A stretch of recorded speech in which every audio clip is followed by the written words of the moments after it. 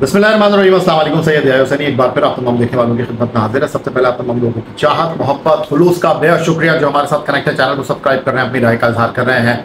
पाकिस्तान और इंग्लैंड की क्रिकेट टीमों के दरमियान आईसीसी टेस्ट चैंपियनशिप के 3 टेस्ट मैचों का दूसरा टेस्ट मैच मुल्तान में 2 दिन के खेल के बाद दिलचस्प मरहले में दाखिल हो चुका है। 2 दिन में 2 सेंचुरियां बनी हैं, 16 विकेटें गिरी हैं और पाकिस्तान के 366 रन के स्कोर पर जवाब में इंग्लैंड ने 6 विकेट के नुकसान पर दूसरे दिन खेल के अख्ताम पर 239 रन बना लिए। और सीधा मतलब यह है कि इंग्लैंड को पाकिस्तान की पहली इनिंग के खसारे को खत्म करने के लिए अभी 127 रन की ज़रूरत है।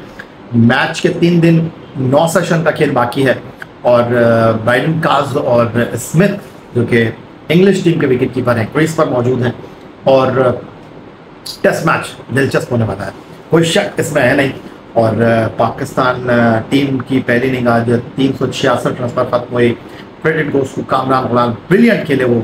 118 रन की उन्होंने टेस्ट डेब्यू पर शानदार सेंचुरी के साथ 149 रन की तीसरी विकेट पर शराकत कायम की साइम अयूब के साथ। और पाकिस्तान की इनिंग में तीसरे टॉप स्कोरर जो थे वो थे मोहम्मद रिजवान, उन्होंने 41 रन स्कोर किए 57 गेंदों पर, जी हाँ बिल्कुल 97 गेंदों पर उन्होंने ये रन किए। और आमिर जमाल एक बार फिर उन्होंने उम्दा बैटिंग का मुजाहरा किया, 69 गेंदों पर 4 चौकों के साथ 37 रन स्कोर किए।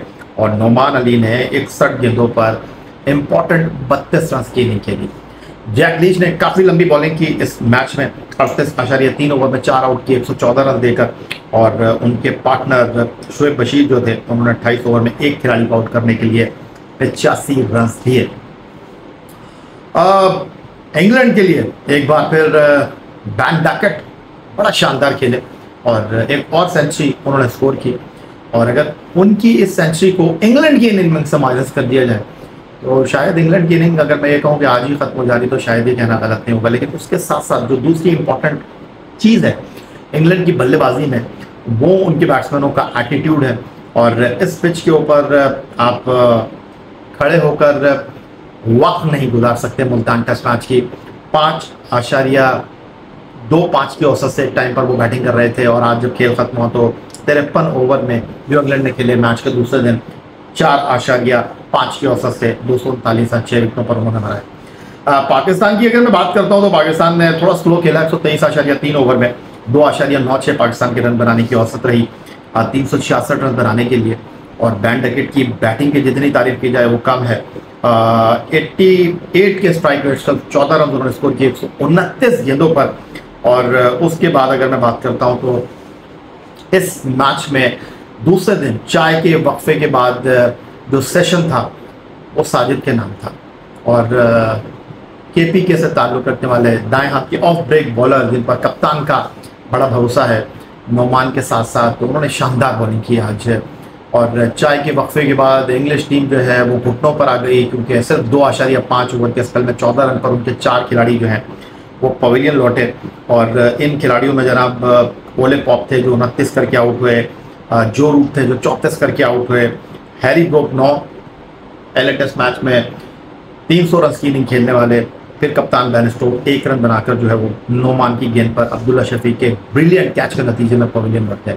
अब ये टेस्ट मैच जा का रहा है। एक बात तो तय है कि पाकिस्तान टीम जितनी जल्दी इस टेस्ट मैच के तीसरे दिन इंग्लैंड की पहली इनिंग को समेटने में कामयाब रहेगी, जितनी ज़्यादा से ज़्यादा बढ़तरी हासिल करेगी, टेस्ट मैच में पाकिस्तान की गिरफ्त मजबूत होगी, इंग्लैंड की टीम फंसेगी, ये तो जनरल बात है। लेकिन जैक लीच ने आज जिस तरह इंग्लैंड के लिए 4 विकेटों की परफॉर्मेंस दी, चैनल में वो बॉल करते रहे। और मेरी जो फॉर्मर क्रिकेटर से बात हुई जो अपने वक्त के बेहतरीन स्पिनर तौसीफ अहमद साहब हैं, उन्होंने कहा कि हमारे स्पिनर्स ने भी बड़ी अच्छी बॉलिंग की, खासतौर पर नोमान ने राउंड द विकेट आकर जिस तरह बॉलिंग की, अंपायर के सामने से आकर साजिद ने जिस तरह बॉलिंग की, चैलेंज किया साजिद ने बैट्समैनों को। उनको अगर आप बॉलिंग के बाद विकेट हासिल करने के बाद देखें तो लगेगा नहीं कि वो एक स्पिनर है, वो फास्ट बॉलर लगेंगे। और मैच के बाद आमिर सुहेल पाकिस्तान के फॉर्मर टेस्ट कैप्टन जो कि इस मैच में बतौर कमेंटेटर खिदमत अंजाम दे रहे हैं, उनकी गुफ्तगू हो रही थी साजिद से, तो उन्होंने साजिद को कहा कि साजिद मूंछों को जो है ना ताव कम दो, गली लेकर यहाँ पर बॉलिंग करूँ। तो उन्होंने बहरहाल एक अच्छा मशवरा दिया है और थोड़ा सा जो है वो एग्रेसिव खेले बैन डैकेट और चैलेंज किया उन्होंने पाकिस्तान के बॉलर्स को। और 2-1 मरतबा तो ऐसा हुआ कि बस अब बॉल विकेटों में लगी कि लगी, बस किस्मत शायद बैन डकेट के साथ थे, वो रिवर्स स्वीप करने के लिए गए, वो भी बीट हुए, विकेटों के पीछे रिजवान भी बीट हुए और कन्नों से गेंद जो है वो निकल गई विकेटों को टच करने से पहले। तो ओवरऑल अगर इस टेस्ट मैच में देखा जाए तो दूसरी इनिंग इंग्लैंड के बैट्समैनों का इम्तिहान होगी। अब इस इम्तिहान को कम करने के लिए स्मिथ ब्राइडन कास्ट के ऊपर जो है खासतौर पर जिम्मेदारी होगी। जैक लीच को बैटिंग करने के लिए आना है, शोएब बशीर को बैटिंग करने के लिए आना है, पॉप को बैटिंग करने के लिए आना है। तो ये किस हद तक इंग्लैंड की बैटिंग को फर्स्ट इनिंग में आगे लेकर जाएंगे, क्योंकि इस टेस्ट मैच में इंग्लैंड जितना बर्तरी का मामला जो है वो कम रखेगा और पाकिस्तान को सेकेंड इनिंग में वो जितना चैलेंज करेगा, क्योंकि अगर देखा जाए तो पाकिस्तान के बैट्समैन कोशिश तो कर रहे हैं लेकिन वो चीज़ उनके अंदर है नहीं जो इंग्लैंड के बैट्समैनों के अंदर है, जिस एग्रेसिव अप्रोच के साथ वो खेल रहे हैं। जिस तरह बैन डकेट क्रीज पर रहे, अगर सेकेंड इनिंग में सायम अयूब या शान मसूद क्रीज पर रहे तो पाकिस्तान का स्कोर बोर्ड जो है वो रोटेट होगा। अदरवाइज पाकिस्तान के लिए भी सेकेंड इनिंग इस पिच के ऊपर इतनी आसान होगी नहीं। ओवरऑल अगर देखा जाए ये वही पिच है जिस पर पहला टेस्ट मैच खेला गया था और इस पिच पर अगर देखा जाए तो 7 दिन हो चुके हैं टेस्ट मैच के। पहले दिन के 4.5 दिन नहीं कहूँगा मैं, लगभग 4.25 दिन का खेल हुआ। अब 2 दिन का खेल इस पिच के ऊपर हो चुका है। पिच के ऊपर बॉल ब्रेक भी हो रहा है, टर्न भी हो रहा है और स्पिनर जिस तरह इस पिच के ऊपर गेंद कर रहे हैं, हमने देखा कि बहुत सारे लोगों का ख्याल ये कि जी हमको एक फास्ट बॉलर जो है वो ज़्यादा खिलाना चाहिए था। जाहिद महमूद को लेकर गए हैं लेकिन जाहिद महमूद जो है वो जनाब इस मैच में शान मसूद का ज़्यादा एतबार हासिल कर नहीं पाए, क्योंकि 53 ओवर में अगर मैं देखूं तो 19 ओवर साजिद ने किए हैं, 21 ओवर जो है वो नोमान ने किए हैं, कुल मिलाकर ये बन जाते हैं 40 ओवर।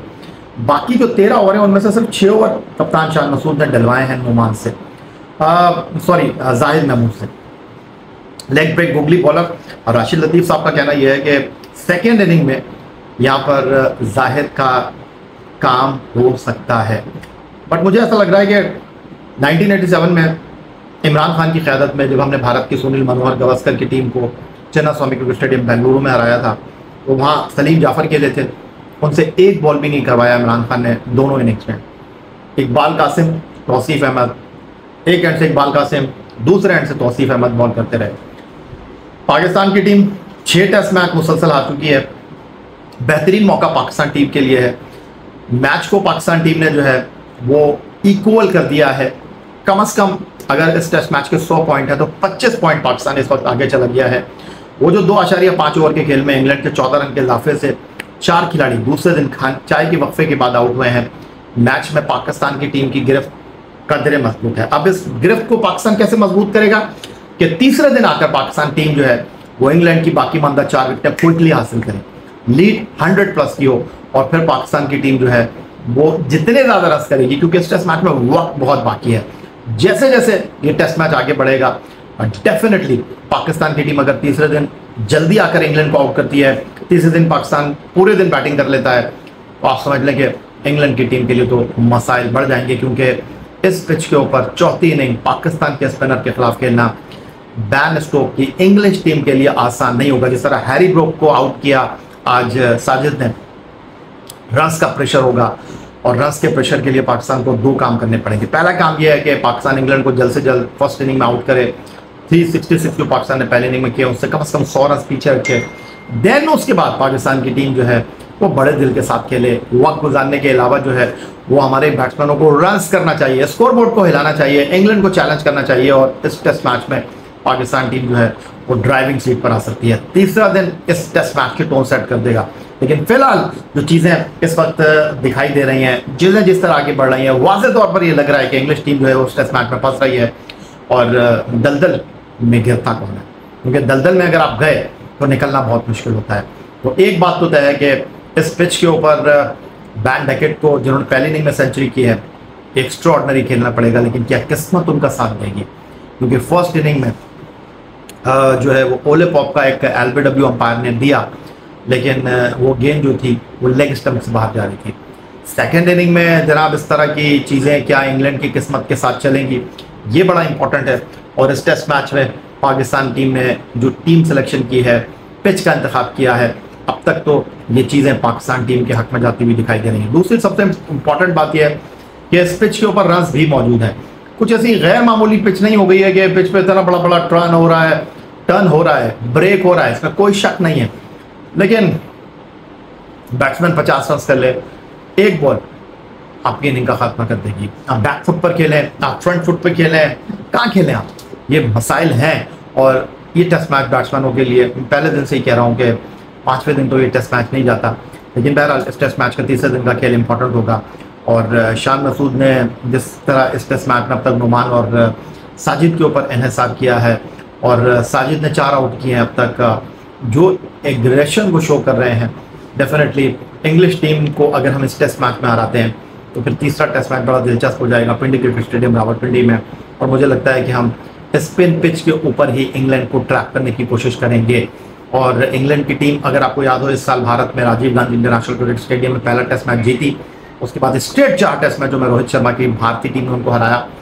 कुलदीप यादव, रविंद्र जडेजा, रविचंद्रन अश्विन, जो टेस्ट क्रिकेट में 500 से ज़्यादा विकेटें ले चुके हैं, उन्होंने उड़ा कर रख दिया था इंग्लिश बैटिंग को। और अब मुझे लगता है कि पाकिस्तान की बॉलिंग जो है वो इंग्लैंड की बैटिंग लाइनअप को यहाँ संभलने नहीं देगी। और पहला इम्तिहान इंग्लैंड का अब इस टेस्ट मैच में यही है, अगर इस टेस्ट मैच में उन्होंने आगे जाना है, इस टेस्ट मैच में उनको रुकना है, तो पहला इम्तिहान उनका ये होगा कि उनके बाकी मानदा 4 बैट्समैन जो है वो तीसरे दिन ज़्यादा से ज़्यादा रन करें। अगर वो लीड लेते हैं वेल एंड गुड, जो मुझे फिलहाल दिखाई नहीं दे रहा, क्योंकि आज जब खेल खत्म हुआ तो सुख का सांस लिया होगा इंग्लिश टीम के ड्रेसिंग रूम में कप्तान बैन स्टोक ने, इंग्लिश टीम के स्टाफ ने, कि चलो यार खेल खत्म हुआ। क्योंकि अगर 1-2 और ओवर गिर जाते, 1-2 विकेटें पाकिस्तान और ले जाता, तो बैकफुट पर इंग्लैंड आ गया था। खतरात के जो साए हैं इंग्लिश टीम की तरफ बढ़ रहे हैं। अब पाकिस्तान टीम को जो है यहाँ पर ऑल टाइम अलर्ट रहना होगा और देखना ये कि शान मसूद की क़यादत में पाकिस्तान के बैट्समैन सेकंड इनिंग में किस तरह परफॉर्म करते हैं। 200+ पाकिस्तान करता है सेकंड इनिंग में, फर्स्ट इनिंग में 300 की लीड लेता है, तो बेहतरीन हो जाएगा। तो फिलहाल आपके साथ गुफ्तगू का सिलसिला जारी रहेगा। अगली वीडियो तक के लिए सैयद यायूब सनी को इजाज़त दीजिए। अपना बहुत ख्याल रखना है। अल्लाह हाफ़िज़। पाकिस्तान जिंदाबाद।